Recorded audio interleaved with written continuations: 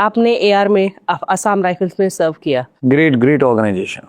उस तो गोरखा से जब आप उसमें गए तो क्या कुछ चेंजेस लगे आपको? कुछ ज़्यादा चेंज नहीं लगा, जैसे मैंने बताया ना, लोगों से यूनिट बनती है मैम। असम राइफल में जब मैं गया था, असम राइफल जब शुरू हुई थी शुरू में, तो उस समय ओनली गोरखा ऑफिसर्स वर अपना use to be sent on Assam rifle. ये शायद बताया नहीं होगा कभी किसी ने, बट जब असम राइफल में शुरू में डेपुटेशन में जाते थे, सिर्फ only Gorkha officers were going, okay. और कोई नहीं जाता था। उसके बाद में फिर आया कि दूसरी अपना रेजिमेंट से भी आने लगे। फिर उसके बाद में आया क्योंकि आर्मर्ड का और इंजीनियर्स का भी जा सकता है, एससीओ डेपुटेशन भी जा सकते हैं। अदरवाइज पहले सिर्फ only Gorkha officers were going, and उनका वो होता था, एफिलिएशन होता था। जैसे आरआर में है कि ये यूनिट है ना 15 आरआर में अपना जाएगा पोस्टिंग बंदा। इसी तरह असम राइफल में भी होता था कि रेजिमेंट एक्स वाई जेड इनके जो ऑफिसर्स हैं, they will go to this and this unit on posting. तो यूनिट सेट होती थी और रेजिमेंट सेट होती थी, एंड ओनली गोरखा ऑफिसर जाते थे। Over a period of time बाकी लोग जाने लगे। But when I reach there I realise कि Assam rifle is a great organisation, and वहाँ पे भी गोरखा जैसा कल्चर था, बिकॉज इनिशियली असम राइफल में इट वाज गोरखा डोमिनेटेड।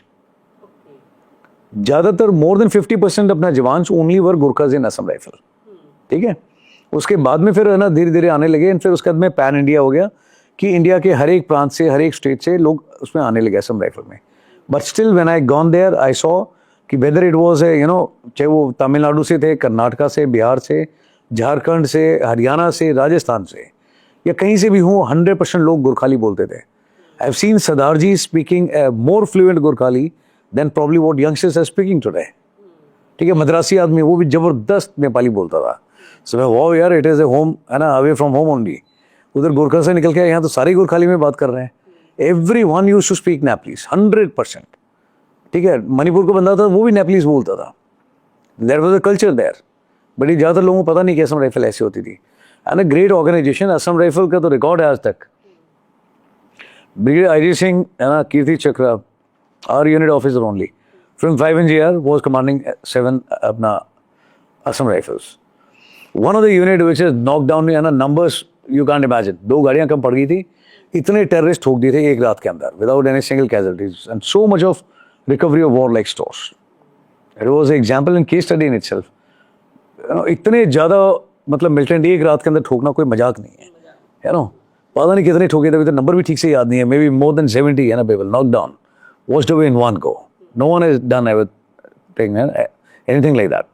दवा करके मतलब करा था। But great organisation. Ground knowledge जो है असम राइफल के जवानों का, वो इतना ज़्यादा मजबूत है, अपने आप में चलते फिरते इंसाइक्लोपीडिया थे, है ना। अपने आप में GPS था, सब कुछ, terrain knowledge, ground knowledge was phenomenal. और हर कंपनी के अंदर आप देखिए ना कितना बड़ा सेट है। मद्रासी चाहिए है, खालसा चाहिए है, हरियाणवी यस, तंबी, कुर्ग, अब लैंग्वेज जो बोलिए, सब भाषा बोलने वाले कंपनी में, एक कंपनी में मिल जाते हैं। Forget about the organisation and hell lot of resources and facilities. Army में तो 10 साल आने के बाद मैंने फैसिलिटीज़ जो देखी हैं, उतनी फैसिलिटीज तो ऐसे कंपनी कमांडर उस समय थी वहाँ पे, in terms of vehicle, equipment, freedom and SDPCO जवानों के लिए facilities, lot of resources, because Indian army की तरफ से भी आता है एंड असम राइफल डायरेक्टरेट वहाँ से भी आता है। Literally you got 2 headquarters.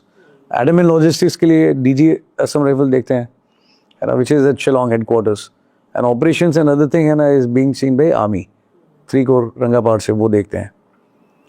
Assam rifle was an amazing, बहुत बढ़िया ट्रूप्स, टू गुड।